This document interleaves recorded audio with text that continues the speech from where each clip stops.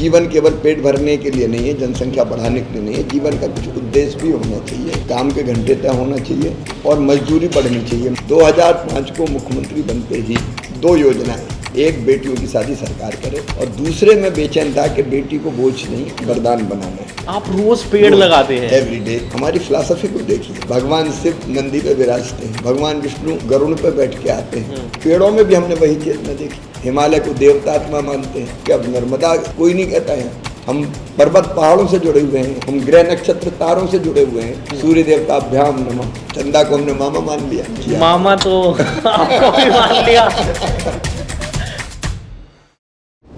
शिवराज जी, बहुत बहुत सबसे पहले तो स्वागत है आपका एबीपी पर।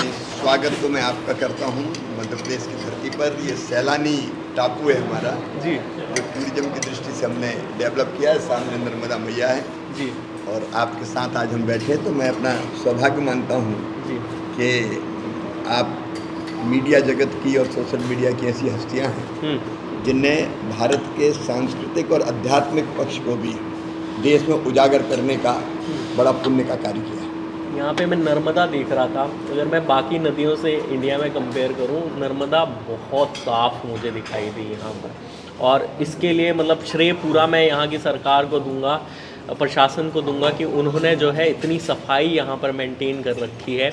यहाँ पे मैं जब इस टापू में भी आ रहा था तो मुझे इतना सुंदर लग रहा था कि मुझे लग रहा था कि मैं कहाँ आ गया, और इतना नेचर के करीब है ये जगह कि बहुत सुंदर, मतलब जो आपने काम किया है बहुत उसमें अच्छा लगा हमें देख करके। तो मेरा पहला सवाल आपसे ये है कि आपको खाने में क्या पसंद है? अभी हम ब्रेकफास्ट ही कर रहे हैं तो सवाल यही कर लेते हैं पहला। मैं तो सवेरे उठ के फ्रेश होने के बाद सबसे पहले 5 बादाम खाता हूँ भीगे हुए जी। उसके बाद 2 या 1 अखरोट खाता हूँ जी। और उसके बाद फिर सबसे पहले पपीता खाता हूँ ब्रेकफास्ट में जी। उसके बाद फिर दलिया या चीला या कोई पराठा जी। लेकिन अगर सबसे पसंद की बात करें तो बचपन से मुझे पकोड़े बहुत पसंद हैं। पकोड़े माँ बना के खिलाती थी मेरी, तो इतना स्वादिष्ट बनाती थी मेरी माँ, बचपन में चली गई थी। उनके हाथ के बनाए पकोड़े आज भी मुंह में स्वाद आ जाता है कि माँ ने कैसा खिलाया था मुझे। तो वो बारिश के टाइम पे कि रोज़ आपको पकोड़े खाना पसंद? बारिश तो विशेष रूप से चीलों के लिए और पकोड़े के लिए आइडियल होता था, बनते ही थे, लेकिन गाये बगाए सप्ताह में 1 आध बार तो मैं खा ही लेता था। तो ये मतलब जो आपकी फ्रूट्स के साथ में आपकी दिनचर्या शुरू होती है, ये कब से, मतलब आप, या बादाम के साथ में कब से आपने शुरू करा कि आप 5 बादाम खाएंगे? सार्वजनिक जीवन में स्वास्थ्य का ध्यान रखना बहुत आवश्यक है, इसलिए धीरे धीरे मन में ये भाव आया कि कुछ हेल्दी फूड खाना चाहिए जी, जो शरीर को भी कुछ दे। तो धीरे धीरे कंट्रोल किया और कचौड़ी, समोसे और पकोड़े थोड़े कम किए, ख़त्म तो नहीं किए, ख़त्म करना भी नहीं चाहिए, और इस तरह की चीज़ें फिर शामिल करने का प्रयास किया कि थोड़े फल भी खाएं जी। और आजकल तो अब, एक ज़माने में गेहूं का क्रेज था, वीट का, अब धीरे धीरे श्री अन्न का प्रधानमंत्री नरेंद्र मोदी जी ने और उसको दुनिया में प्रतिष्ठित कर दिया, श्री अन्न, मोटा अनाज। और मोटे अनाज का गढ़ है मध्य प्रदेश। 17 लाख हेक्टेयर में हमारे यहाँ जैविक खेती होती है, ऑर्गेनिक फार्मिंग होती है। तो फिर अब मैं ज़्यादातर खाता हूँ मिस्सी रोटी जी, इसमें चना मिला के, चने से भी प्रोटीन मिल जाता है, और अकेला गेहूँ खाओ तो उसके कई तरह के लोग नुकसान बताते हैं। अच्छा, तो आप मतलब उसको, अनाज को मिक्स करके जो है खाना, अनाज को मिक्स करके प्रेफर करते हैं। अच्छा, ये तो होगी ब्रेकफास्ट की बात। पकोड़े आपको बड़े पसंद है। खाने में सब्जियां वगैरह क्या पसंद है, दाल वगैरह क्या पसंद करते हैं? अच्छी तो सबसे लगती है तुअर की दाल। तूर की दाल? लेकिन तुअर की दाल, तूर भी कहते हैं, तुअर कहते हैं, अरहर कहते हैं, लेकिन वो ज़्यादा खाना ठीक नहीं है, लेकिन कभी कभी इसलिए मैं मूंग की दाल भी खाता हूँ। मुख्यमंत्री जी, आप इतने फिट हैं। और सब्जियों में अगर आप पूछें जी, तो मेरी फेवरेट है लौकी और गिल की तोरई। तोरई वो मैं बहुत खाता हूँ जी। तो आप, मुख्यमंत्री जी, मैं यही सवाल कर रहा था कि आप इतने फिट हैं, तो फिटनेस के लिए मतलब क्या करते हैं? तो खाने की तो बात होगी, एक्सरसाइज वगैरह में क्या करते हैं, व्यायाम क्या करते हैं? सवेरे में कोशिश करता हूँ 6 साढ़े 6 बजे से। मैं इंतज़ार करता हूँ कि लोग उठ जाए तो मैं फ़ोन करना शुरू करूँ, क्योंकि दिन भर की घटनाओं के आधार पर या आगे मुझे जो काम करना है उसका शुभारंभ मैं बिल्कुल अर्ली मॉर्निंग करता हूँ। तो मैं वॉक करते करते मैं फ़ोन करता हूँ। अच्छा। कार्डलेस मेरे हाथ में होता है, तो मेरे दोनों काम हो जाते हैं। एक तो मैं 10, 15, 20, 25 फ़ोन कर लेता हूँ जी। और मेरा वॉक भी 20-25 मिनट हो जाता है। उसके बाद फिर मैं हल्का फुल्का सूक्ष्म व्यायाम जिसको कहते हैं जी। वो करता हूँ। बहुत हल्के फुल्के आसन, कोई कठिन नहीं करता कभी भी। जी। और वो मैं करता हूँ लगभग 20-25 मिनट। जी। और फिर 10 मिनट प्राणायाम करता हूँ। इसके बाद स्नान करता हूँ। उसके बाद पूजा करता हूँ। बिना पूजा के मेरा दिन शुरू नहीं हो सकता। पूजा करके हमारी गौ गाय है और उनकी 2 बेटियां हैं, अच्छा। तो उनको रोटी खिलाता हूँ और फिर पेड़ लगाता हूँ। पेड़ पेड़ भी मेरी रोज नियमित दिनचर्या का अंग है। आप रोज पेड़ रोज, लगाते हैं? एवरीडे। कितने साल से ये चल रहा है? ये चला 2.5 साल हो गया 2.5 साल से और तब से एक भी दिन ऐसा नहीं है कि आपने पेड़ नहीं पेड़ नहीं। लगाया? मुझे कोविड हुआ था तब भी मैंने कहा था कि पेड़ लगाऊंगा मैं। हाँ। गड्ढा खोद के पेड़ रख के चले जाओ सब, फिर जी। मैं आऊँगा पेड़ लगाऊंगा। जी। तो कोविड में भी मैंने पेड़ लगाया। जी। तो ये तो बहुत मतलब शानदार चीज़ है कि आप जो है इतना, तभी मैं समझ पा रहा हूँ कि तभी आप जो है इतने नेचुरल हैबिटेट्स को क्रिएट करने की भी यहाँ पे कोशिश करते हैं, नेचर के करीब जो है लोगों को लाने की कोशिश करते हैं मध्य प्रदेश में, क्योंकि आप खुद भी उस चीज़ पे बिलीव करते हैं। अच्छा मुख्यमंत्री जी, कल आपकी एक स्टोरी थी जो कि मैं सुन के बड़ा मतलब चाहता था कि मैं आपसे पूछूं और वो पूरी कहानी जानूं, कि आपने एक आंदोलन किया था अपने गांव में बचपन में। उस आंदोलन की कहानी बताएंगे? मैं बचपन से, मैंने कल भी कहा था, भेद देखता था और वो 3 तरह के जो मुझे कष्ट देते थे। एक बेटा बेटी में भेद जी। मैंने गांव में स्पष्ट रूप से अपने घर में भी देखा। बेटे से ज़्यादा लाड़, बेटी से कम प्यार, और कोशिश यही करते थे कि भगवान बेटे ही दें। जी। तो वो बात मेरे मन में दर्द पैदा करती थी। जी। दूसरा, स्त्री पुरुष के भेद मैंने देखा। पुरुष प्रधान मानसिकता वाले जो समाज है उसमें जब चाहे पति अपनी पत्नी को पीट दे, डांट दे और वो चुपचाप सहन करती रहती थी। तो ये बात मुझे कष्ट देती थी। तीसरी चीज़ थी अमीरी गरीबी की खाई। 2 बच्चे, एक स्कूल जा रहा है, एक सर्दी में रजाई में दब के सो रहा है, और एक को पशु, हमारे यहाँ ढोर चराना कहते हैं, चरवाहा कहते थे। वो बेचारा सवेरे 6 बजे से उठ के, उसके हाथ पाँव गंदे हैं, उनमें दरारें पड़ी हुई है, खून चूरा है। सर्दी उस ज़माने गर्मी की जो बात। भी हाँ, है, सर्दी में अक्सर गालों में वो हम कहते तिल गए, मतलब यहाँ सूख फट जाते थे, सूख फट जाते जाते थे। उस समय का दृश्य अभी भी आंखों में आ जाता है। तो एक बार हमारा एक बुद्धा करके चरवाहा था, वो देर से आया तो उसको बहुत डांट पड़ी, और उसी समय मेरी दादी माँ मुझे सुला रही थी, ठंड लग जाएगी, सो जा मत। बहुत पीड़ा हुई मुझे। फिर लगा कि ये स्थिति बदलनी चाहिए। मेरा 7th क्लास में था तब मैंने मजदूरों को इकट्ठा किया। गांव में 2 ही वर्ग थे, किसान और मजदूर, बाकी ज़्यादा कुछ होता नहीं था। और मैंने उनसे कहा कि ये अन्याय है, काम के घंटे तय होना चाहिए और मजदूरी बढ़नी चाहिए। मजदूरी हमारे यहाँ पहले एक बर्तन होता था, उसको कुड़ा और पाई बोलते थे हमारी भाषा में, गांव की। मतलब पैसे नहीं देते थे, अनाज देते थे। तो नाप के देते थे 1, 2, 2.5 पाई। अच्छा। तो मैंने कहा 2.5 पाई कम है, 5 पाई मिलना चाहिए। तो मजदूर बोले भैया कैसे मिल सकती? तो मैंने कहा उसके लिए आंदोलन करना होगा। बोले आंदोलन कैसे करेंगे? उनका काम बंद कर देंगे और जुलूस निकालेंगे। तो बोले इससे क्या होगा? तो मैंने कहा किसान मजबूर होकर काम तो करवाना है, तो फिर मजदूरी बढ़ाएंगे। तो हमारा जो पहला आंदोलन बहुत इंटरेस्टिंग था। कुछ मजदूर आए, कुछ नहीं आए, डर के, क्योंकि उम्र बहुत कम थी मेरी। वो 2.5 पाई नहीं 5 पाई लेंगे, उसका स्लोगन था। 2.5 पाई नहीं 5 पाई लेंगे, नहीं तो काम बंद करेंगे। और उस समय गांव में बिजली लाइट नहीं हुआ करती थी, तो वो हुआ करता था पेट्रोमैक्स, जिसको हम गैस बत्ती कहते थे। तो एक गैस बत्ती जुगाड़ी, उसको जलाई, और एक मजदूर ने सर पर रखी, बाकी 25-30 पीछे हुए, मैं आगे आगे, और 2.5 पाई नहीं 5 पाई लेंगे, नहीं तो काम बंद करेंगे।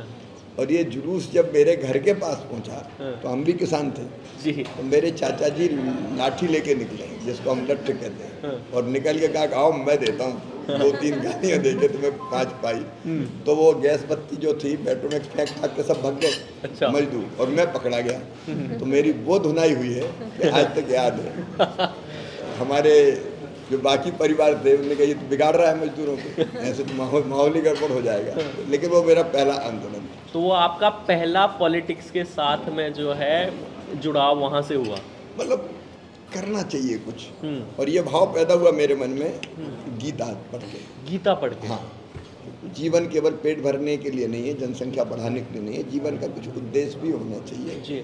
इसलिए मैंने रामायण जी और गीता जी बचपन से पढ़ी। गांव में बहुत धार्मिक प्रवृत्ति रहती है तो गीता जी कम पढ़ते, रामायण जी ज़्यादा पढ़ते, रामायण जी ज़्यादा समझ में पढ़े आती जाते हैं, जी। गीता जी लेकिन मेरे हाथ में घर में ही लगी। दादाजी का स्वर्गवास हुआ था तो गीता जी की प्रतियाँ कर्मकांड में देते थे पंडितों को। स्वर्गवास के बाद जो कर्मकांड होता है ना, तो कई चीज़ें देते थे, तो गीता के प्रति मैंने पढ़ना शुरू किया। पहले समझ में नहीं आती थी, फिर एक बार, फिर 2 बार, फिर 3 बार, फिर समझ में आने लगी कुछ चीज़ें। और उसी से लगा कि जीवन कुछ ढंग से जीना चाहिए, कुछ करने के लिए। उसी में से ये आंदोलन भी निकला, कुछ कर। और इसके बाद मेरे हाथ लगी स्वामी विवेकानंद जी की किताबें और एक अखंड ज्योति जो गायत्री परिवार आचार्य श्री राम शर्मा जी निकालते थे। ये सब चीज़ें पढ़ते पढ़ते मेरे दिमाग में रहा कि जीवन व्यर्थ गंवाने के लिए नहीं, कुछ करना चाहिए। तो उसमें से फिर मैं एक्टिव हो गया, फिर स्कूल में एक्टिव हो गया, मॉनिटर बन गया, फिर प्रेसिडेंट बन गया, फिर अलग अलग काम में करता रहा। फिर जेपी के मूवमेंट में शामिल हो गया मैं 1974-75 में जी। तो शुरू से उस दिशा में चलते रहे। लेकिन ये पहला आंदोलन, ये पहला आंदोलन था और ये आपके मन में आया गीता को पढ़ने के बाद में। अच्छा, कोई ऐसी धार्मिक पुस्तक गीता के अलावा जिससे आपको काफ़ी प्रेरणा मिली हो, जिससे आपको सीखने को मिला, और किस कहानी से आपको सबसे ज़्यादा सीखने के लिए मिला? देखिए, एक तो स्वामी विवेकानंद जी के विचार मन में ज़बरदस्त उत्साह पैदा करते हैं जी। मैंने स्वामी विवेकानंद जी की ही किताबों में उनके भाषण पढ़े अलग अलग। उनमें से 2-3 चीज़ें मुझे बहुत अपील करती। एक, वो कहते हैं तुम केवल 3.5 हाथ के हाड़ मास के पुतले नहीं हो, तुम ईश्वर के अंश हो, अमृत के पुत्र हो, अनंत शक्तियों के भंडार हो। दुनिया में कोई काम ऐसा नहीं जो तुम ना कर सको, तो खुद को जानो, तुम सब कर सकते हो। ये मन में एक उत्साह का संचार कर सकते कि हम कर सकते हैं, ईश्वर के अंश है, दुनिया में कौन सा काम है जो हम ना कर सकते। फिर दूसरा, जो भारत के बारे में उन्होंने कहा, सुदीर्घ रजनी समाप्त हुई जान पड़ती है। मुझे तो एक एक शब्द याद है, महानिशा का अंत निकट है। जो अंधे हैं वो देख नहीं सकते, जो बहरे हैं वो सुन नहीं सकते, लेकिन मैं स्पष्ट रूप से देख रहा हूँ भारत माता एक बार फिर से अंगड़ाई लेके खड़ी हो रही है और विश्व गुरु के पद पर अधिष्ठित हो रही है। इसलिए ये भाव जन्म लिया कि अपने देश को वहाँ तक पहुँचाना, उसके लिए हमको कुछ करना है। तीसरी बात उन्होंने कहा, मुझे केवल 100 चाहिए, ऐसे जिनकी मांसपेशियाँ लोहे की हों, स्नायु इस्पात के हों, और जो सुख दुख गर्मी सर्दी सब सहन करने की क्षमता रखें। मैं उन 100 के सहारे भारत बदल दूंगा जी। तो ये कुछ ऐसी चीज़ें हैं जिन्हें बड़ी प्रेरणा दी और कहा कि कर, तू भी कर सकता है। तो कोई ऐसी कहानी हो जिसने आपको बचपन में, क्योंकि हम जब बाल मन होता है, जैसे आप 7वीं कक्षा में थे जब आपने मतलब अपना पहला पॉलिटिकल आंदोलन किया, तो कोई ऐसी कहानी आपके बाल मन में रच बस गई हो जिससे बहुत प्रेरणा मिलती हो और आज भी प्रेरणा मिलती हो? बचपन में हमारी पाठ्य पुस्तक में थी ध्रुव की कहानी जी। राजा उत्तानपाद की 2 पत्नियां थी, सुनीति और सुरुचि। अभी भी याद है मुझे, जब पढ़ते थे तो एक को वो ज़्यादा प्यार करते थे जी। ध्रुव की माँ को वो कम प्यार करते थे। एक दिन ध्रुव दौड़ते दौड़ते आया और अपनी पिता की गोद में बैठ गया। तो दूसरी पत्नी थी उनकी, तो उनके दबाव के कारण उन्होंने उतार दिया उसको। तो ये रोता हुआ अपनी माँ के पास आया। तो उनकी माँ ने कहा कि बेटा, पिता की गोद से भी बड़ी है ईश्वर की गोद, तू ईश्वर की गोद में बैठेगा, तू उनका ध्यान कर, उनको स्मरण कर। उसके बाद ध्रुव ने भगवान से अपना नाता जोड़ लिया और अंततः भगवान की गोद में वो बैठे। बचपन से ये कहानी मुझे इतनी अच्छी लगती थी कि मुझे लगता था कि ध्रुव की तरह मुझे भगवान की गोद में बैठना है। और मैं आज शायद पहली बार सार्वजनिक रूप से कह रहा हूँ, मैं अपने गांव में जंगल बहुत थे, मतलब पेड़ बहुत थे, अब कम हो गए, खेती की ज़मीन बना ली। पहले होती थी पड़ती ज़मीन जिसको बीड़ कहते थे, घास होती थी, उसमें पेड़ भी बहुत होते थे। तो मैं घर से निकलता और जंगल में चला जाता, गाँव के पास जो खेतों के आसपास जहाँ पेड़ लगे रहते थे घास, और पेड़ के नीचे बैठ के मैं ध्यान करता था और कहता था, सोचता था मुझे भगवान की गोद में बैठना। और वो करते करते कई बार धारणा ऐसी हो जाती थी जैसे भगवान अपने पास आ गए, भगवान ने अपनी गोद में बैठा लिया। फिर मन में एक विश्वास पैदा हुआ कि भगवान अपने साथ है। तो मैं कई बार नर्मदा जी में कूदता था और नर्मदा जी पार करता था, तब एक किनारे से दूसरे किनारे, और मानसिक स्वरूप मेरी मानसिकता ऐसी हो गई थी कि मुझे ये विश्वास था कि मैं डूब ही नहीं सकता, क्योंकि भगवान मुझे ले जाएंगे भगवान की गोद में। तो मुझे ऐसा लगता था कि भगवान साथ साथ चल रहे हैं, भगवान की गोद में अपने कुछ हो ही नहीं सकता। तो ये बाल मन पे जो असर होता है कहानियों का, इस कहानी ने मुझे भगवान से जोड़ा कि भगवान के पास जाना है, भगवान की गोद में बैठना है। भगवान सृष्टि का निर्माता है और वही सब कुछ है। और उसके साथ ही मेरी अध्यात्म की यात्रा भी ऐसे ही शुरू हो गई। मैं पूजा पाठ तभी से करता हूँ, बचपन से ही। बचपन से जी। अभी आपने इतना बड़ा कल जो है बताया है सब मीडिया जगत को कि हम जो है यहाँ पर एक आत्मधाम जो है बना रहे हैं। मेरा आपसे उसके बारे में ये सवाल है कि आप जो है अद्वैत के विचारों को आज के दौर में किस तरह से रेलेवेंट जो है बना पाएंगे? देखिए क्या वो रेलेवेंट है भी? क्योंकि आज के दौर पे अगर मैं देखूं तो कहीं ना कहीं द्वैत और अद्वैत इतना ज़्यादा आपस में मिल चुके हैं, रच बच चुके हैं कि लोगों को शायद उसका फ़र्क ही पता नहीं है। वो समझ नहीं पाते हैं कि द्वैत और अद्वैत में क्या डिफरेंस है। तो इसको किस तरह से आप उन विचारों को लाते हैं? अगर बिल्कुल साधारण भाषा में मैं कहूँ तो द्वैत मतलब मैं अलग और तुम अलग जी। ये भेद पैदा करता है। मैं और अलग हूँ तो मैं मेरी देखूंगा, मैं तुम्हारी काय को देखूंगा जी। और दुनिया की समस्याओं का कारण आज अगर कोई है तो ये द्वैत ही है। आप दुनिया में देखेंगे घृणा, ईर्ष्या, द्वेष, संघर्ष, युद्ध, इन सब का कारण द्वैत ही है। जी। यूक्रेन और रूस द्वैत ही है, क्योंकि सब अपने आप को अलग अलग समझते हैं कि मेरे हित अलग है, इसके हित अलग है। जी। क्योंकि भारत ने कितना सुंदर विचार दिया, मेरा तो रोम रोम पुलकित हो जाता है। हमने जो विचार दिया वो यही कहा कि सारी दुनिया ही एक परिवार है और उपनिषदों में कहा आत्मवत् सर्वभूतेषु, सबको अपने जैसा मानो, इसी में से जियो और जीने दो निकला, इसी में से वसुदैव कुटुंबकम निकला, इसी में से मनुष्य से आगे भी प्राणियों में सद्भावना हो निकला, विश्व का कल्याण हो निकला, और उसी में सर्वे भवन्तु सुखिनः सर्वे सन्तु निरामया, मैं नहीं, सब सुखी हों, सब निरोग हों, सबका मंगल हो और सबका कल्याण हो, ये भाव निकला। तो ये कितना सुंदर दर्शन है, आप सोचिए। जब सब मेरे जैसे हैं और मैं उनके जैसा हूँ तो द्वैत क्यों?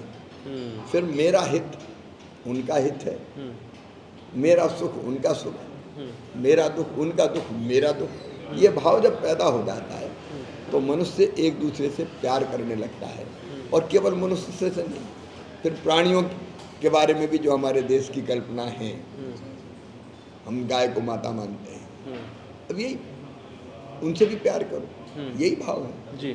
हम आप देखेंगे जितने देवता उनके वाहन सब पशु के रूप में हुए। नर्मदा मैया मगर की सवारी करती है, जो आप पूरी हमारी फिलॉसफी को देखिए। भगवान शिव नंदी पे विराजते हैं, भगवान विष्णु गरुड़ पे बैठ के आते हैं, गणेश जी मूषक की सवारी करते हैं। ये देखो कितना सुंदर, मतलब आप इसकी गहराई में जाइए तो कितना आनंद आता। मतलब मनुष्य और प्राणियों का ऐसा संबंध दुनिया ने और कहीं किसी दर्शन ने स्थापित नहीं किया। गणेश जी आधा सिर उनका हाथी का ही है, आप देखिए। नरसिंह आधे पशु आधे मनुष्य, 12 मत्स्य कूर्म केवल पशुओं के रूप में अवतार हुए। ये हमारा जो सोच है कि पशुओं में भी वही चेतना है, इसलिए उनको भी आत्मभाव से देखो। और इसके बाद हम और आगे बढ़ते हैं तो पेड़ों में भी हमने वही चेतना देखी, इसलिए बट के वृक्ष की पूजा, पीपल के पेड़ की पूजा, तुलसी की पूजा, तुलसी को जल चढ़ाए बिना, मैं भी रोज तुलसी को जल चढ़ाता हूँ, संस्कार है परिवार की। तो जब तक हम जल नहीं चढ़ाते हैं लगता है कुछ अधूरा है। ये कितनी आप देखो पर्यावरण के प्रति प्रेम का इससे बढ़िया उदाहरण कोई दुनिया में मिलेगा? आप बताइए। पेड़ों को पूज रहे हैं जी, हम प्रकृति की रक्षा कर रहे हैं। भगवान कृष्ण ने गोवर्धन ऊपर उठाया कि गोवर्धन की पूजा करो, वो तुम्हें देता है। हिमालय को देवतात्मा मानते हैं हम, पर्वत की, पेड़ों की, नदियों की। अब नर्मदा कोई नहीं कहता है, ना कोई नदी कहता है। अगर आप नर्मदा नदी कह दोगे तो लोगों को बहुत बुरा लगेगा। हम कहते हैं नर्मदा जी या नर्मदा मैया, ये हमारी माताएं हैं। गंगा सिंधुश्च कावेरी यमुना च सरस्वती जी। रेवा महान, रेवा मतलब नर्मदा, हम्म। रेवा महानदी गोदा ब्रह्मपुत्र पुणात्मा। ये कितना सुंदर सोच है, आप कल्पना तो करके देखिए।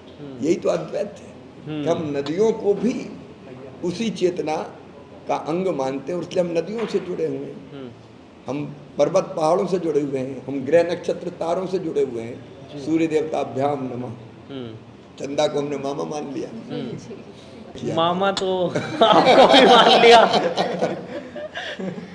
कल मैं लोगों से मिल रहा था, बच्चों से मिल रहा था ओंकारेश्वर के, जब आप गए थे तो मैं वहीं पे था। बच्चे बड़े खुश थे वहाँ पर कि हम जो है मामा से मिले, हमारे सिर पे हाथ भी फेरा उन्होंने। बच्चियाँ ख़ास तौर पे छोटी छोटी बच्चियाँ मेरे पास में आई हैं और उन्होंने बताया हमें कि हमारे सिर पे हाथ फेरा उन्होंने, हमसे मिले, अच्छे से बात किया, और वो बहुत मतलब खुश हुए आपको देख के।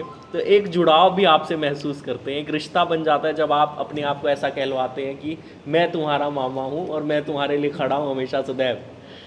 एक भावनात्मक रिश्ता है। देखो मेरे मन में भी एकदम जैसे आपने कहा बच्चों की बात, तो मेरे मन में स्नेह का संचार कहते ही हो गया। मैं बहुत प्यार करता हूँ उसे जी। मतलब बच्चों से, विशेषकर बेटियों से, और मुझे लगता है कि इनके लिए कुछ और बेहतर कैसे करो। इन्होंने मुझे मामा बनाया, लाडली लक्ष्मी जैसी योजनाओं ने, बाकी जी। तो मुझे तो लगता है कि मैं लिपट जाऊं उनसे, गले लगा लूं, उनको प्रेम करूं, उनके सिर पे हाथ फेरूं, तो ये उनका माथा चूमूं, ये मेरे हृदय की भावना होती है जी। और उसके कारण अभेद ही जैसा है। मतलब कहीं भी आप जाओगे तो मामा मामा चिल्लाएंगे ना। जी। अब बच्चे क्या, बड़े भी मामा ही कहते हैं मुझे।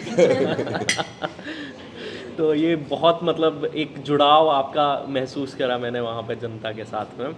लेकिन अब बच्चियों के लिए आपने इतना कुछ करा, वहाँ पे जो लड़के थे उनके लिए आपने एक स्कीम निकाली है, उसके बारे में थोड़ा बताना चाहेंगे आप? एक तो मैं ये बताना चाहूँगा बच्चों के लिए, हमने जी। जो बच्चे जिनमें टैलेंट है, क्षमता, प्रतिभा है, कई बार धन ना होने के कारण वो ये अभाव महसूस करते थे, काश मेरे पिताजी के पास पैसे होते तो मैं भी पढ़ सकता।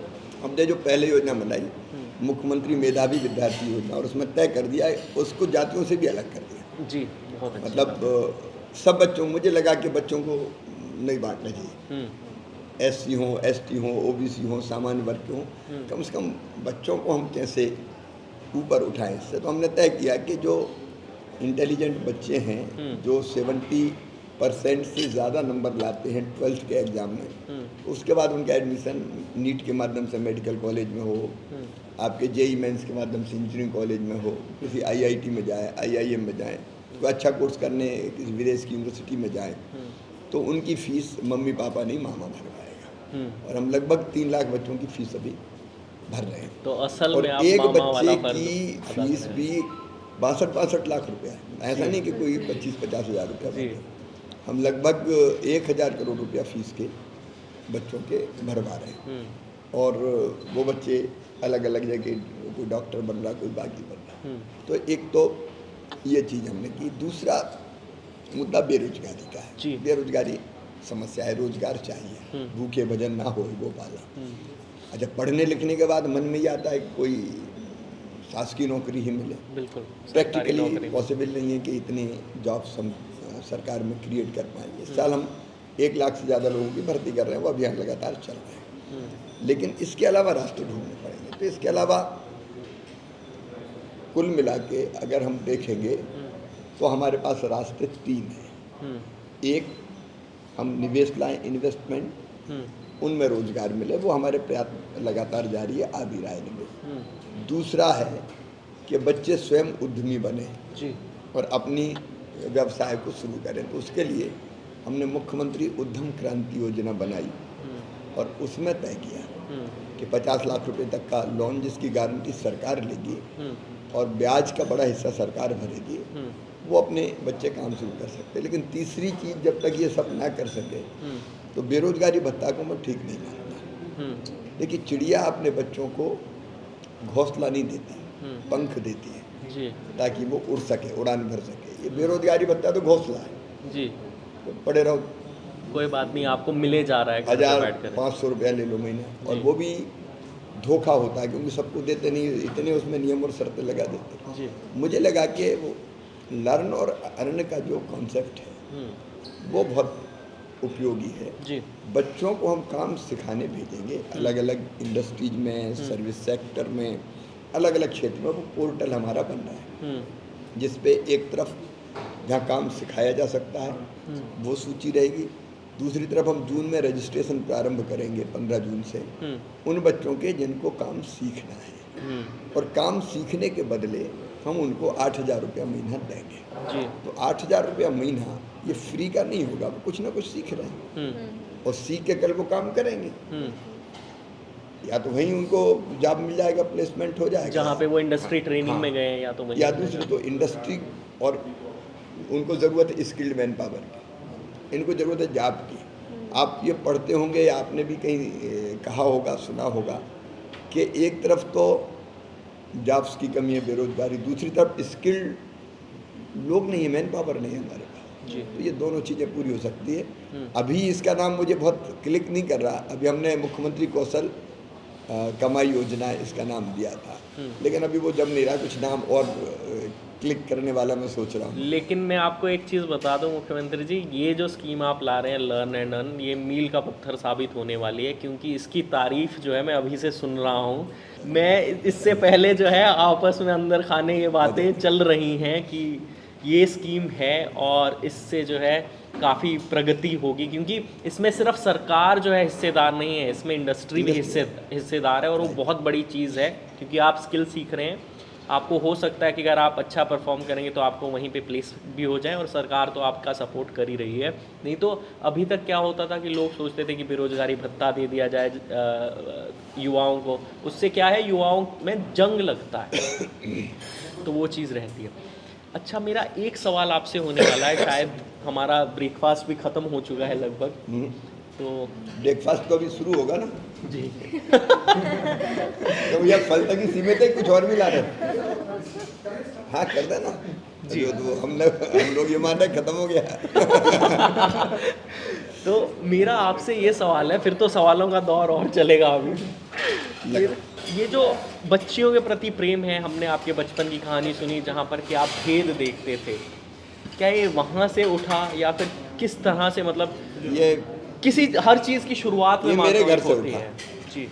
मैंने देखा कि मैं और मेरी बहन में मुझसे ज़्यादा प्यार किया जाता था जी। मेरी दादी माँ मुझे तो कोट के, पुचकार के, लगातार, बेटी की उतनी चिंता नहीं। मैं ये नहीं कहता कि, लेकिन भेद था। घर में मैंने देखा, गांव में मैंने देखा, मैं देखता था कि पति पत्नी का झगड़ा हुआ तो पति ने उठाया और पत्नी को पीट दिया।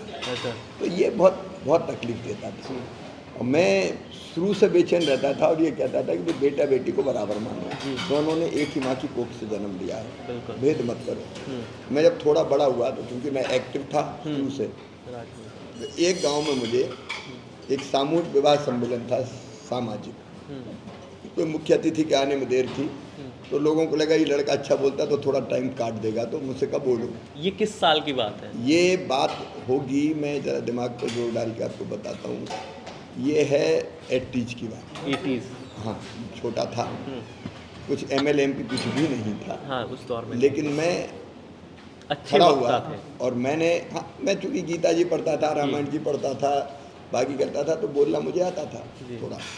मैंने कहा कि बेटियों की शादी हो रही है, सामूहिक सम्मेलन, तो मैंने कहा बेटा बेटी में भेद मत करो, बराबर मानो, बेटी के बिना दुनिया नहीं चलती। तो एक सही घटना है, बूढ़ी अम्मा खड़ी हो गई, बड़ी बात कर रहा हूँ, बेटी को आने दो।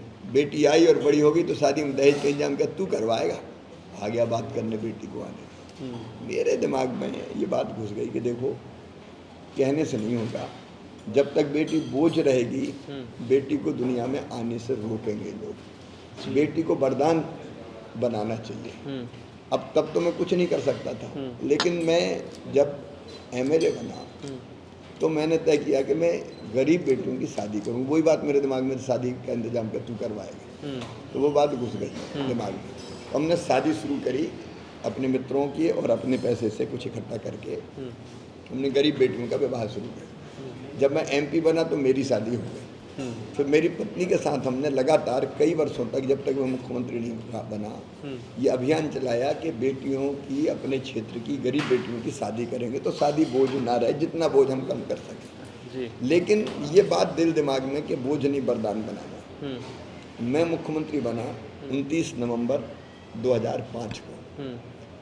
2005 को मुख्यमंत्री बनते ही दो योजनाएं मेरे दिमाग में थी। एक, बेटियों की शादी सरकार करे, विशेषकर गरीब या जो चाहें, हमने कोई गरीबी रेखा की वो भी नहीं रखी उसमें जी। ताकि शादी बोझ ना बने। और दूसरे में बेचैन था कि बेटी को बोझ नहीं वरदान बनाना है। जी।